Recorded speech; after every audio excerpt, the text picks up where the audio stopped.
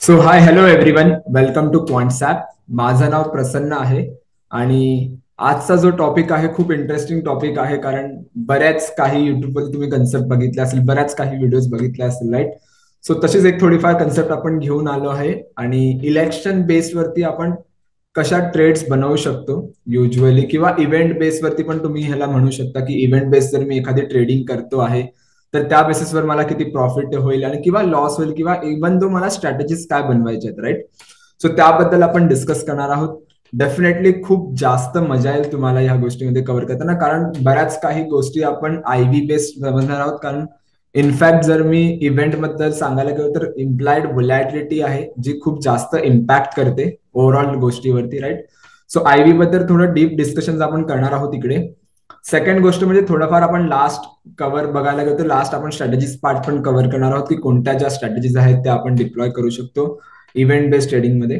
Okay, so just व्हिडिओच्या start पासून end पर्यंत राहा. सो खूप डिटेल आपण डिस्कस करणार आहेत आणि ओव्हरऑल व्ह्यू बघणार आहोत मार्केटचा काय आहे ओव्हरऑल. ओके, सो जस्ट 2 मिनिटं द्या, मी तुम्हाला व्हाईट बोर्ड माझा शेअर करतो. सो त्यावर आपण काही डिस्कस करूया.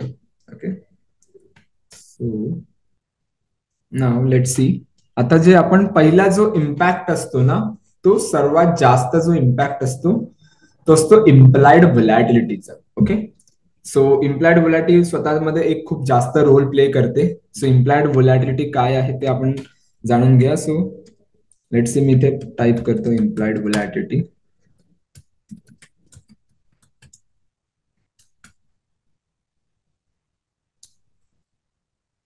ठीक आहे, सो फर्स्टली आपल्याला समजावून घ्यावं लागेल की इम्प्लाइड व्होलॅटिलिटी जी आहे ना, त्याचा इम्पॅक्ट काय आहे, प्रीमियमवर कसा इम्पॅक्ट होतो, किंवा त्याच्या कॅरेक्टरिस्टिक्स काय आहे. त्याशिवाय जे इलेक्शन बेस्ड स्ट्रॅटेजीज आहेत त्या आपल्याला समजणार नाही, किंवा त्या बेसिसवरती आपल्याला कसं ट्रेड करायचं त्या गोष्टी क्लिअर नाही होणार. ओके, सो इम्प्लाइड व्होलॅटिलिटी काय आहे? इम्प्लाइड व्होलॅटिलिटी सिम्पल आहे की मार्केट एक्सपेक्टेशन्स आहेत, राईट? किंवा मी एक म्हणू शकतो की फिअर, की मार्केटमध्ये किती फिअर आहे, राईट? दोन्ही गोष्टी आपण म्हणू शकतो. एक तर मार्केट एक्सपेक्टेशन्स आहेत की मार्केट एवढ्या एवढ्यावरती मोमेंटम देईल, किंवा मार्केटमध्ये किती फिअर आहे की मार्केट एवढ्यावरती जाऊ शकतो किंवा खाली पडू शकतो, right? Which is a implied volatility, right? So implied volatility जी आहे ना, ती स्पेसिफिकली नेगेटिव्ह असते for the price. Implied volatility, implied volatility is negative for price. Negative correlation असतं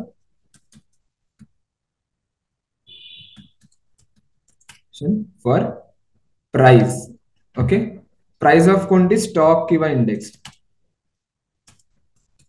ओके, इम्प्लाइड व्होलॅटिलिटी जी असते ना, तिचा जो कोरिलेशन असतो तो निगेटिव्ह असतो प्राइस आणि इंडेक्स सोबत, इंडेक्स प्राइस सोबत किंवा स्टॉक प्राइस सोबत, most of the time, not every time. पण रिझन काय? सिम्पल आहे. लेट सी, की जेव्हा जेव्हा इम्प्लाइड व्होलॅटिलिटी वाढते तेव्हा फिअर वाढतो. तर ऑफकोर्स जर फिअर वाढत असेल मार्केटमध्ये, लेट सी वॉर सिच्युएशन कोणती क्रिएट झाल्या, किंवा एखादं जर मी सांगायला म्हटलं तर कोविड सारखे पॅन्डेमिक सिच्युएशन कुठेतरी आले, राईट? सो काय होणार ना, मार्केटमध्ये फिअर वाढणार. So definitely we are trading, आपण जे स्टॉक्स मध्ये ट्रेड करतो तर स्टॉक्स पडण्याचे चान्सेस जास्त असतात त्यावेळी. सो जेव्हा जेव्हा मार्केटमध्ये फिअर वाढतो तेव्हा तेव्हा व्होलॅटिलिटीमुळे प्राइस जी आहे ती खाली पडण्याचे चान्सेस जास्त असतात. आणि तेच जर मी कमॉडिटीज बद्दल सांगायला म्हटलं तर कमॉडिटीज मध्ये इम्प्लाइड व्होलॅटिलिटीचं एक पॉझिटिव्ह कोरिलेशन असतं, की जेव्हा मार्केटमध्ये फिअर वाढतो तेव्हा कमॉडिटीच्या प्राइसेस वाढतात. गोल्ड, सिल्वर, गॅस, सगळे ऑइल, नॅचरल गॅस, सगळ्यांची प्राइसेस वाढतात. द रिझन बिहाइंड इट की लेट सी वॉर सुरू झाला किंवा कोणती एक सिच्युएशन सुरू झाली तेव्हा इकॉनॉमी किंवा स्टॉक्सला जेवढी जास्त व्हॅल्यू नाही राहत, पण आपल्या जे नॅचरल रिसोर्सेस असतात त्यांची व्हॅल्यू वाढतात, त्यांची डिमांड वाढते. So that is the reason की जेव्हा जेव्हा व्होलॅटिलिटी वाढते तेव्हा तेव्हा कमॉडिटी पॉझिटिव्ह असते आणि स्टॉक्स जे आहेत ते मेनली निगेटिव्ह असतात. ओके, सो पहिला पॉईंट आपला काय होता की implied volatility is negatively correlation for stocks and index, की ते नेगेटिव्ह कोरिलेट करतात. ओके, सेकंड जो आहे ना तो असतो इम्प्लाइड व्होलॅटिलिटी जर स्टॉक्स आणि इंडेक्सच्या प्राइस साठी नेगेटिव्ह असेल पण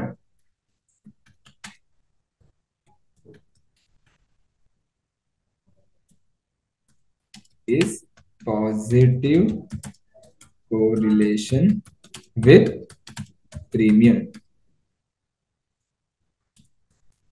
ओके, कोणासाठी? कॉल आणि पुट दोघांसाठी.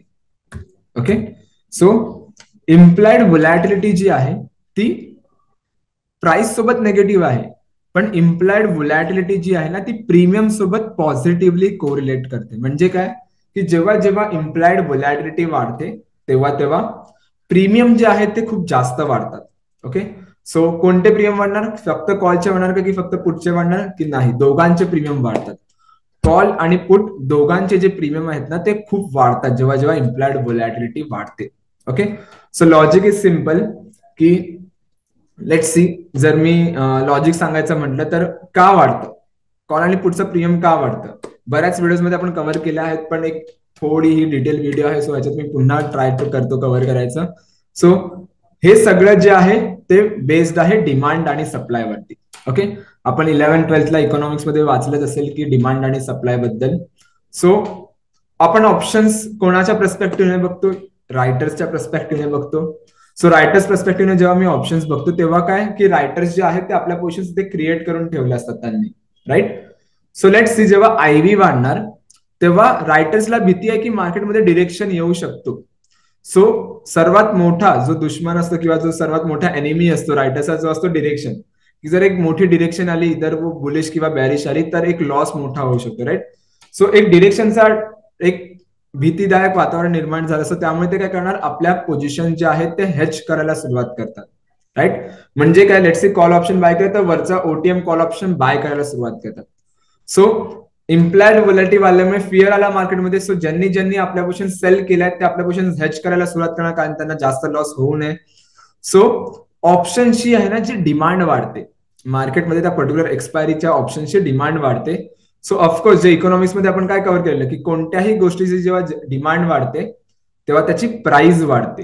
सो आपण म्हणू शकतो की इम्प्लाइड व्होलॅटिलिटी जेव्हा वाढते तेव्हा हेज जास्त करायला सुरुवात करतात sellers.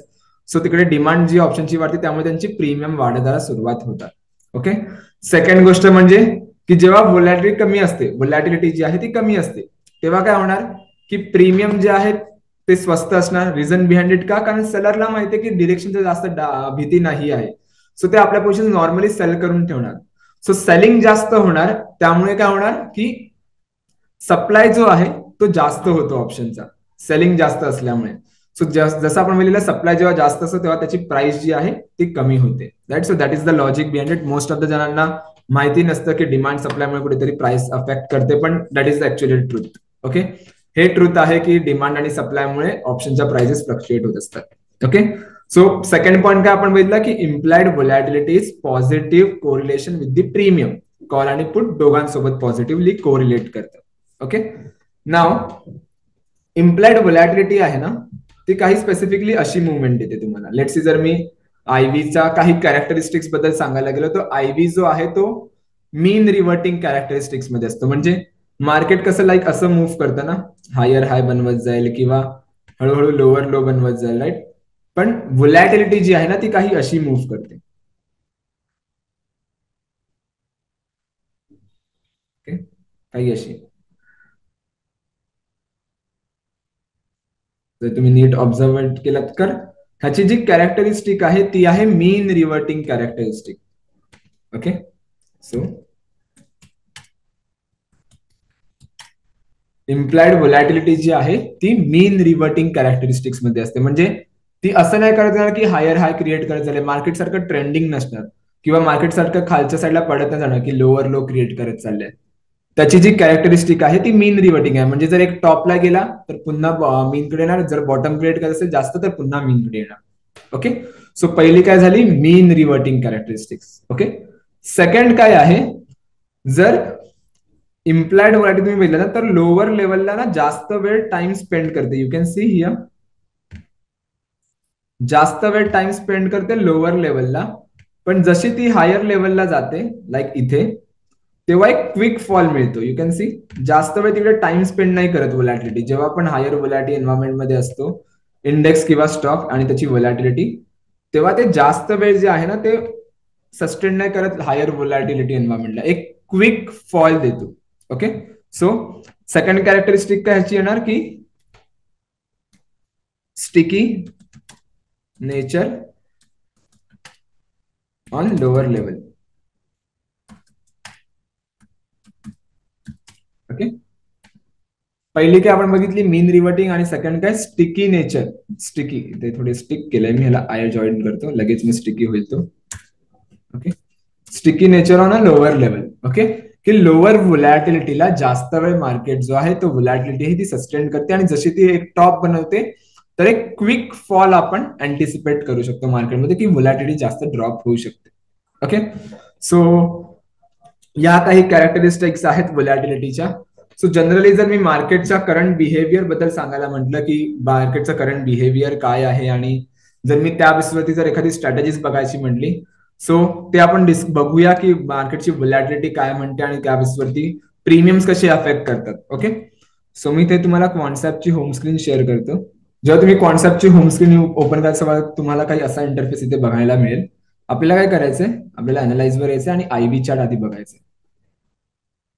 Okay, so Nifty currently आपण डिस्कस करूया निफ्टी बद्दल. सो कारण निफ्टी आपण इथे इन डिटेल बघतोच आहे. सो निफ्टी बद्दल आपण इथे डिस्कस करूया.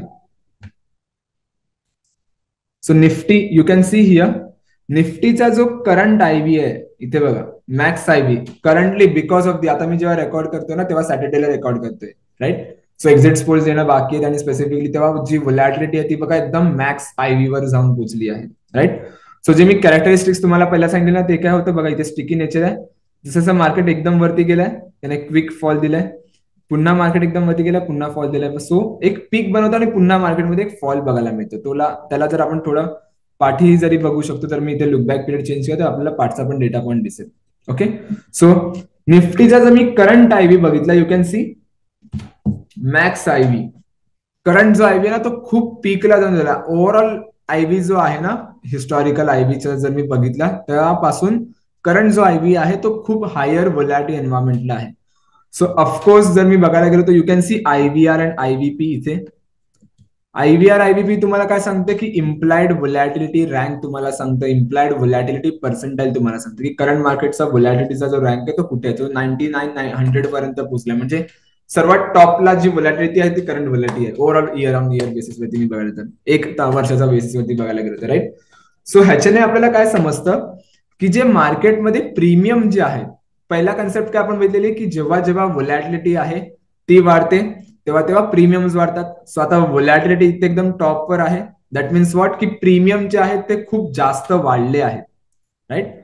सो जर प्रीमियम इथे खूप जास्त वाढले आहेत सो त्याचा अर्थ काय लागतो आपल्याला की ऍज अ बायर तो माझ्यासाठी बेनिफिट आहे की seller. Of course as a seller तो माझ्यासाठी बेनिफिट आहे, कारण जेव्हा व्होलॅटिलिटी ड्रॉप होणार, जेव्हा एक्झिट पोल्स थोडेफार निघतील आणि त्याच्यानंतर आफ्टर द इलेक्शन एक सडन फॉल आपल्याला मिळणार, कारण मार्केट म्हटलं फिअरच निघून जाणार, राईट. सो जर फिअर निघून झालंय मार्केटमध्ये तर व्हॉट हॅपन, मला जे डिरेक्शनची भीती आहे किंवा व्होलॅटिलिटीची भीती आहे ती कुठेतरी कमी होणार आणि ऍज अ सेलर तो माझ्यासाठी एक प्रॉफिटेबल सेटअप असेल, राईट. सो लेट्स सी, जर मी तुम्हाला थोडंफार इन डिटेल सांगायचं म्हणलं तर मी ट्रेडिंग वरती टूल वरती येतो आणि ऑप्शन कॅल्क्युलेटर इथे ओपन करतो. Okay, let's see Nifty. Nifty आपण बघूया. सो करंट मार्केटचं स्पेसिफिकली जर मी सांगायचं म्हटलं ऑप्शन चेन इथे आपण ओपन करूया. Okay, option chain.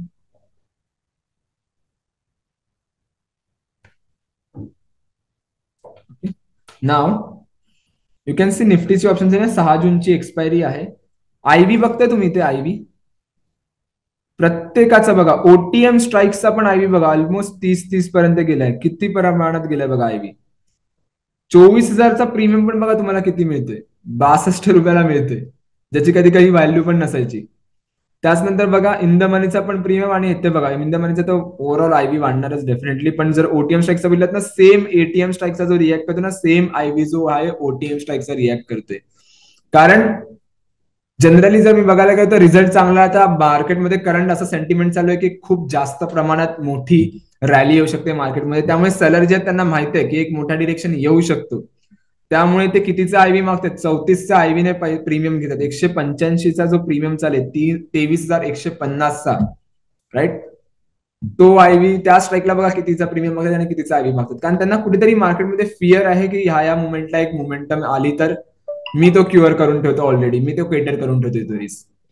Okay, so जे प्रीमियम्स वाढलेत ना तिकडे कुठेही मी बाईक, जर कोणाचं म्हणणं असेल की मी एखादी बाईंग ट्रेड करतो पोझिशनली, तो आय डोंट थिंक सो की ते वर्क करेल. जर एक मोठी डिरेक्शन आली, एक सर्वात मोठी डिरेक्शन आली तर कुठेतरी पैसे भेटतील मला, राईट. मार्केट सपोर्ट 800-900 पॉईंट वरती पळाला किंवा जर खालच्या साईडला गेला तर पुट ऑप्शनला जर मी एखादा प्रीमियम बाय करतोय तर पुट ऑप्शन एखादा बाय करतो तर कुठेतरी तिकडे एक बेनिफिट आपल्याला मिळू शकते, राईट. पण कधी जेव्हा एक मोठी डिरेक्शन येईल तेव्हा, ओके, त्याशिवाय मला तो पैसा नाही बनणार. लेट सी एक एक्झाम्पल घेऊया आपण. मी ट्रेडिंग वरती येतो, ऑप्शन्स आर्किटेक्ट वरती येतो. ओके, आणि बुलिश कस्टम स्ट्रॅटेजी मी ते प्लॉट करतोय. ओके, लेट सी मी एक 22,600चा कॉल ऑप्शन बाय करते. ओके, इथे माझा पे ऑफ आहे आणि 6 जूनची एक्सपायरी आहे. ओके, सो लेट सी इथे बघा, जर मार्केट जो आहे तो 22,600चा माझा काय आहे, कॉल ऑप्शन आहे. ओके, लेट सी मार्केट जर मी मंडे ओपनिंग गेलं, 1 जून जर इथे आहे, 2-3 जूनला मी ते करतो.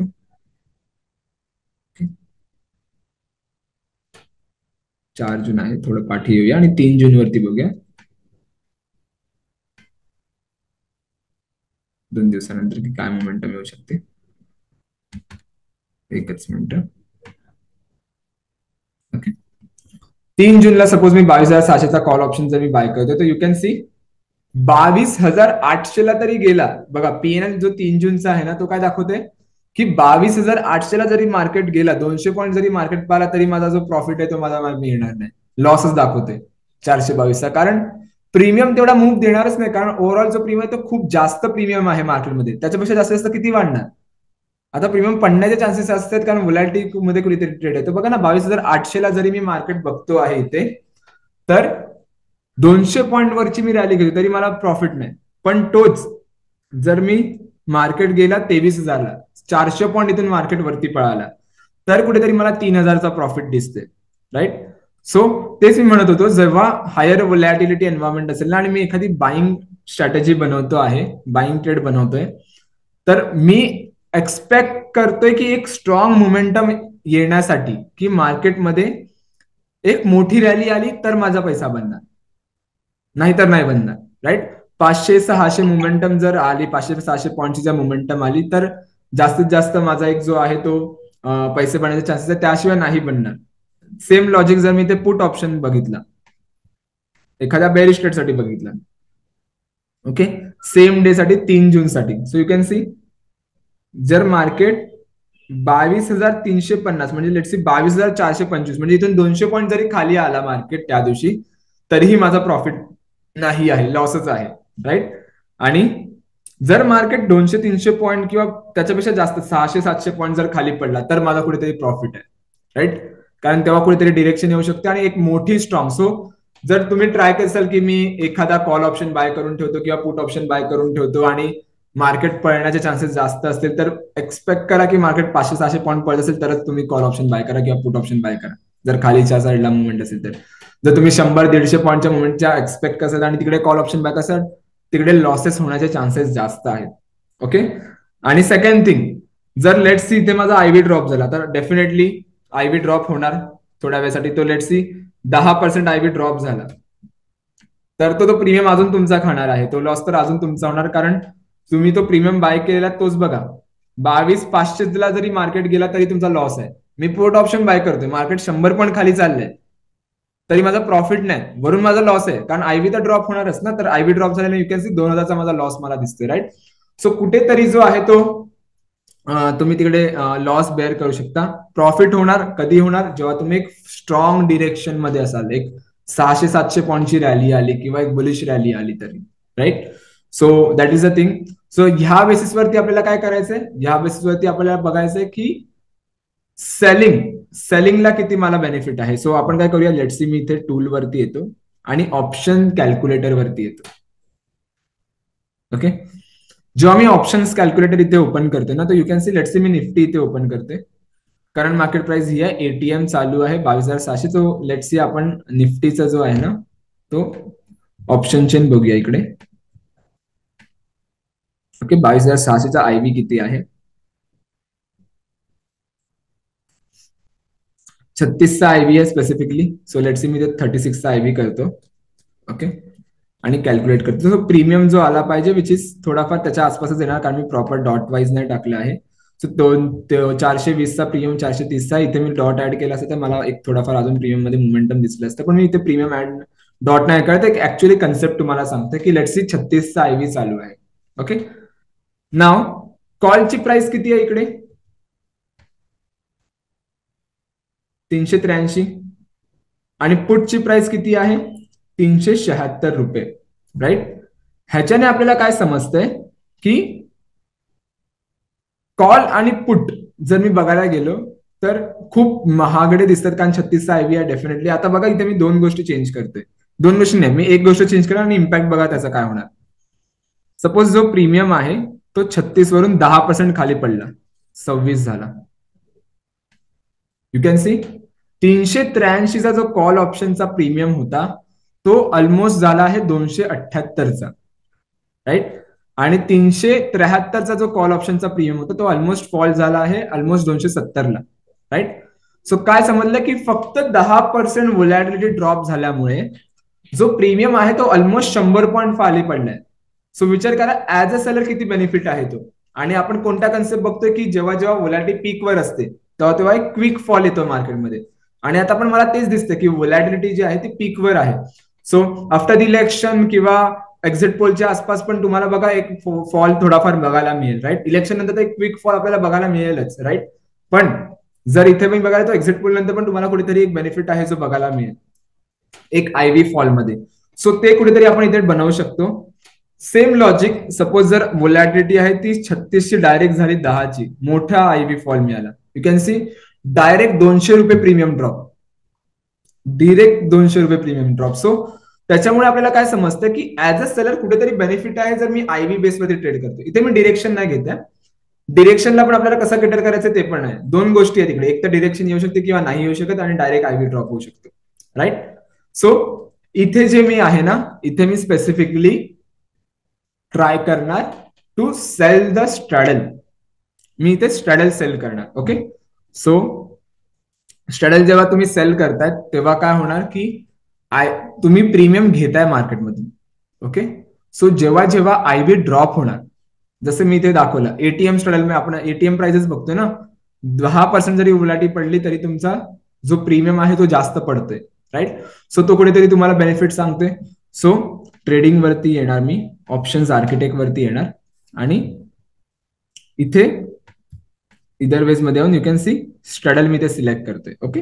सो इथे जेव्हा तुम्ही सेल वर क्लिक करा, बी जो आहे तो इथे बाईंगचा दाखवते तुम्हाला. जेव्हा तुम्ही इथे क्लिक कराल तेव्हा तो तुमचा सेल मध्ये कन्वर्ट होणार. जो बायचा कन्सेप्ट आहे तो तुमचा इथे सेल मध्ये कन्वर्ट होणार. ओके. ते सेल स्ट्रॅडल आपण करतोय.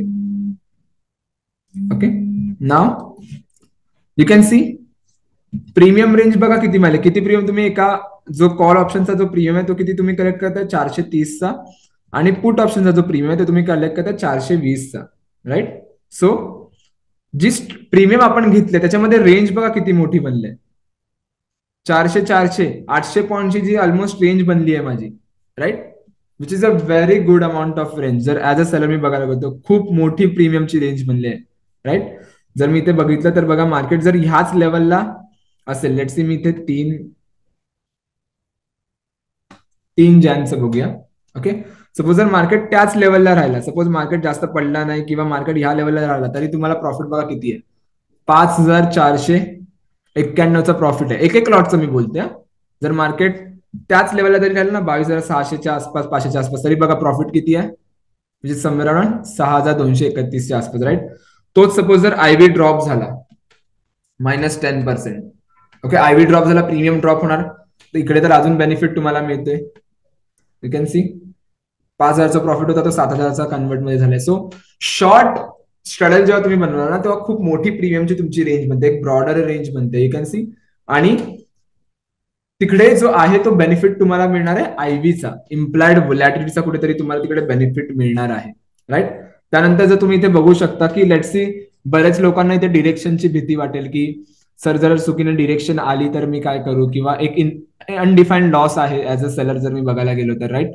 सो ह्याला तुम्ही ना हेच करून सोडा. सो ह्याला तुम्ही बटरफ्लाय बनवून सोडा. सो लेट्स सी जर मी इथे बघायला गेलो तर 22,000 चा एक पास जर एक रेंज बघितली तर 21,800चा मी एक कॉल ऑप्शन बाय करतो. सॉरी, पुट ऑप्शन बाय करतो. कारण जर मला डिरेक्शन दिलं तर तो कुठेतरी माझा हेज क्रिएट करून ठेवेल. आणि सेकंड जो मी आहे तो इकडे येऊन 23,400च्या आसपास एखादा कॉल ऑप्शन बाय करतो. एक मिनिट.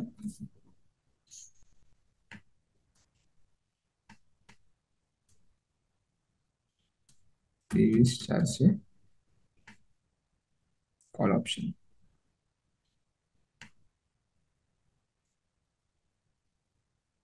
ओके. सो मी एक शॉर्ट आयर्न बटरफ्लाय बनवून सोडणार. ओके. सो त्या बेसिसवरती कुठेतरी आपल्याला एक बेनिफिट मिळू शकतो की लेट्स सी जर मार्केट ह्या रेंजच्या आसपास एक्सपायर झाला पूर्ण एक्सपायरी पर्यंत, तरी बघा प्रॉफिट किती, एक एक लॉटचं मी दाखवतोय 4,000चा प्रॉफिट आहे. तुम्ही मल्टिपल लॉट्सला बघा. जर मार्केटने मोमेंटम नाहीच दिली, जास्त मार्केटने मोमेंटम नाही दिले तर 15-16,000चा मला प्रॉफिट आहे ऑन अन एक्सपायरी. जर मार्केट जास्तीत जास्त पळाला, कितीही पळू दे, तरी माझा लॉस बघा किती आहे, 3,900. 4,000चाच माझा जास्तीत जास्त लॉस आहे. राईट. इथे पण खाली जर बघितलं तर जास्तीत जास्त 4,000चाच लॉस आहे. 2,000 2,500च्या आसपास इथे लॉस आहे, इथे 4,000. सो डिफाईन्ड लॉस आहे कुठेतरी माझा, की मला माहिती जर मार्केट 800-900 पॉईंट जरी वरती पळाला, 1,000 पॉईंट जरी वरती पळाला, खूप रेअर चान्सेस आहेत तरी, पण जरी पळाला तरी कुठेतरी जे आहे तो एक्सपायरीला माझा लॉस कमी आहे. आणि तोच जर मार्केट ह्या रेंजच्या आसपास जरी राहिला तरी माझा प्रॉफिट आहे. तर एक ब्रॉडर रेंज कुठेतरी मिळाले, कारण प्रीमियम खूप जास्त आपण मार्केटमध्ये कलेक्ट करतोय. सो टोटल प्रीमियम जर मी ऍड करतो आणि त्याची जर रेंज बनवली तर that will be my profit, तो माझा प्रॉफिटेबल आहे. आणि आयबी ड्रॉप तर डेफिनेटली होणार, कारण मार्केटच्या प्रत्येक इव्हेंट नंतर एक आयबी ड्रॉप आपल्याला मिळतो. आणि करंट जो निफ्टीचा आयबी ट्रेड करतोय तो खूप हायर व्होलॅटिलिटी एन्व्हायरमेंट मध्ये ट्रेड करतोय. राईट. सो कुठेतरी तिकडे ऍज अ ट्रेडर तो खूप बेनिफिट आहे जर मी बघायला गेलो, ऍज अ सेलिंग साठी जर मी बघायला गेलो तर. राईट. सो इथे येऊन तुम्ही तुमच्या स्ट्रॅटेजी इथे सेव्ह करू शकता. आणि जेव्हा तुम्ही ते सेव्ह करता शॉर्ट अँड बटरफ्लाय ते सेव्ह झालाय. सो जनरली जर तुम्हाला एखादी बॅक टेस्ट करायची असेल तर तुम्ही इथे त्या गोष्टी बॅक टेस्ट करू शकता. Okay. So that is the logic. So कोणत्या दोन गोष्टी आपल्याला मेन बघायच्या, ओव्हरऑल व्हिडिओचं कन्सेप्ट एकच होतं की बऱ्याच लोकांना माहिती नसतं की जर इव्हेंट असेल किंवा एखादी स्ट्रॅटेजी असेल किंवा इलेक्शन बेस्डवर जर आपण ट्रेड बनवतो, जनरली इलेक्शन बेस्डवरती जर आपण ट्रेड बनत बसू तेव्हा बऱ्याच ज्या गोष्टी आहेत त्या आपण अवॉइड करतो, चेक करायच्या सोडून देतो, ज्या की आहेत व्होलॅटिलिटी, मेनली व्होलॅटिलिटी आहे. बरेच लोक कॉल ऑप्शन बाय करून सोडतात आणि नंतर जेव्हा व्होलॅटिलिटी ड्रॉप होते तेव्हा क्विकली तो जो फॉल येतो त्यामुळे ह्यूज लॉस होऊ शकतो, कारण naked call option put option buy करतोय आणि ऑलरेडी प्रीमियम जास्त असल्यामुळे आपण तिकडे एक जास्त मुवमेंट अँटिसिपेट करतोय. राईट. जास्त पैसे एक प्रॉफिट अँटिसिपेट करतोय. राईट. पण तो कुठेतरी नाही होणार, कारण व्होलॅटिलिटी जी तुमची आहे ती खूप महाग प्रीमियम तुम्हाला देते. आणि जर डिरेक्शन पाहिजे तर ऍटलीस्ट 800-900 पॉईंटचा किंवा 700-800 पॉईंटचा एक मोमेंटम पाहिजे, तर कुठेतरी तुम्हाला जाऊन तिकडे प्रॉफिट होणार, नाहीतर नाही होणार. राईट. सो ट्राय करा to go with this straddle short and butterfly. Short and butterfly खूप जास्त चांगली स्ट्रॅटेजी आहे जी जनरली लिमिटेड रिस्क मी म्हणू शकतो आणि खूप इम्पॅक्ट देऊ शकते. मेनली ही आपण व्होलॅटिलिटी बेसवरतीच अप्लाय करतो. So that is the logic behind it. So तुम्ही यूज करू शकता त्या स्ट्रॅटेजीज आणि चेक करू शकता. आणि सिम्पली जर मी सांगायचं म्हटलं तर आपण एक दुसरी पण व्हिडिओ आणणार आहोत पोस्ट प्री इलेक्शन तर आपण बनवलीच आहे, पण सोबत जर मी पोस्ट इलेक्शन बघतोय की पोस्ट इलेक्शन वरती स्पेसिफिकली किती बेनिफिट आहे आणि त्याच्यानंतर आपण कसा ट्रेड्स बनवू शकतो, सो त्या पण आपण कन्सेप्ट आणणार आहोत हळूहळू. सो त्या पण तुम्हाला प्लेलिस्ट मध्ये बघायला मिळतील. सो ते एकदा आपण बघूया. आणि सेकंडली जर मी सांगायचं म्हटलं तर ट्राय करा की ज्या प्रिव्हियस व्हिडिओ आहेत त्या बघा, कारण इन डिटेल आपण बऱ्याच ऑप्शन्स रायटिंग पोझिशनल ट्रेडिंग बद्दल डिस्कस केलं आहे. सो ते कुठेतरी तुम्हाला खूप जास्त इम्पॅक्ट आणू शकतं to get some knowledge. Right. नॉलेजसाठी तुम्हाला खूप यूज करू शकता त्या गोष्टी. आणि बऱ्याच अशा काही कन्सेप्ट आहेत ज्याबद्दल जर तुम्हाला जाणून घ्यायचं असेल किंवा त्या कन्सेप्ट बद्दल जर तुम्हाला शिकून घ्यायचं असेल तर तुम्ही ते नक्की कमेंटमध्ये सांगा की ह्या कन्सेप्ट आपण कव्हर केल्या पाहिजे आणि ह्या बेसिसमध्ये आपल्याला बेनिफिट होऊ शकतो. So that will be a great. ते तुम्हाला खूप जास्त हेल्प करेल त्या गोष्टी. आणि सेकंड गोष्ट म्हणजे जर व्हिडिओ आवडले असेल तर नक्की लाईक करा आणि कमेंट पण नक्की करा. सो नवीन जर तुमच्या मनात कोणती कन्सेप्ट आहे, तुमच्या डोक्यात जर एखादी कन्सेप्ट असेल ती नक्की सांगा. सो आपण ट्राय करू ती अप्लाय करायची. Okay. Thank you so much everyone. Thank you so much for a time. Bye bye.